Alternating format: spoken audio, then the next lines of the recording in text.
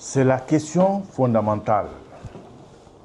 Il y a eu l'incident de Koudaya où les Léonais sont venus réclamer la paternité. Il y a aussi le cas de Kessiné, ça c'est au niveau du fleuve Makona, fleuve Mano. Qu'est-ce que le sommet a arrêté comme conclusion? Tout d'abord, le président de la République, son Excellence M. Mamadi Doumbouya, a expliqué clairement à ses pairs de la Sierra Leone et du Libéria de l'intangibilité des frontières issues des accords et des conventions ou traités entre les trois nations.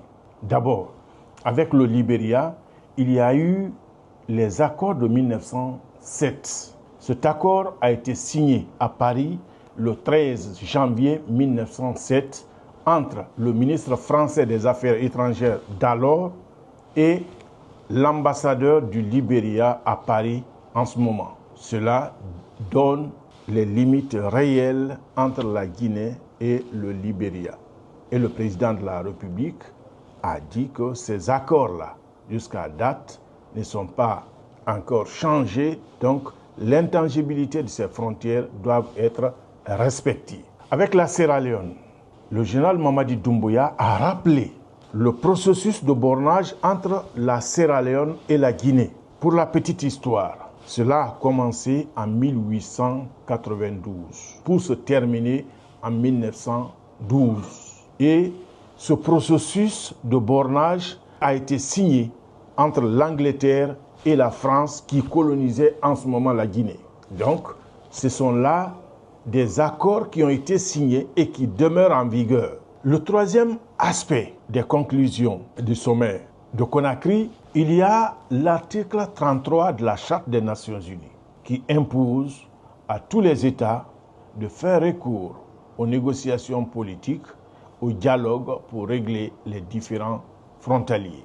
Alors, qu'est-ce que les chefs d'État libériens et léonais ont dit à la suite de cette intervention du président guinéen? D'abord, ils ont reconnu et salué le sacrifice ultime consenti par la Guinée, consenti par le peuple de Guinée et son armée pour faire face aux préoccupations historiques de la Sierra Leone et du Libéria. Plusieurs fois, la Guinée est intervenue en Sierra Leone. Plusieurs fois, la Guinée est intervenue au Libéria et au prix du sang de ses fils. Ils ont reconnu et ils ont rendu un hommage mérité aux dirigeants guinéens, au peuple et à l'armée guinéenne. Deuxièmement, les chefs d'État libériens et léonais ont reconnu l'intangibilité de ces frontières héritées des différents accords.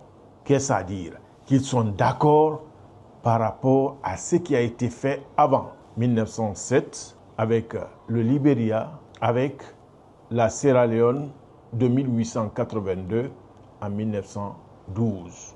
Donc, ils s'alignent derrière les conclusions de ces accords. Voilà la quintessence de cette rencontre. Donc, il n'y a plus d'équivoque. Ils le reconnaissent. La Sierra Leone reconnaît, le Libéria reconnaît que les domaines qui sont venus occuper appartiennent à la Guinée.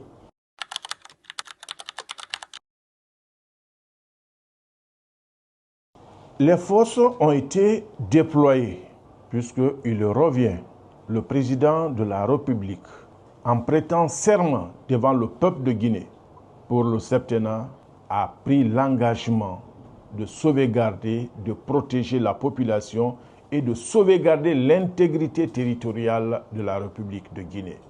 S'il sent une menace en tant que commandant en chef des forces armées, il est de son devoir absolu de prendre les précautions pour limiter ou pour arrêter toute velléité. C'est ce qui a prévalu au déploiement de ces contingents.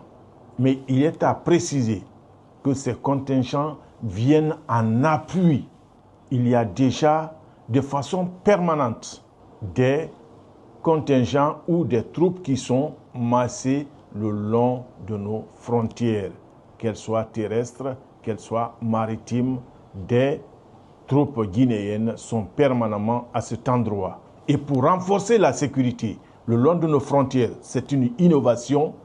Le chef de l'État a donné des instructions au ministre de la Défense pour créer des bataillons opérationnels régionaux, ce que nous appelons les BOR. Ces BOR, leur travail exclusif, c'est la patrouille permanente le long de nos frontières.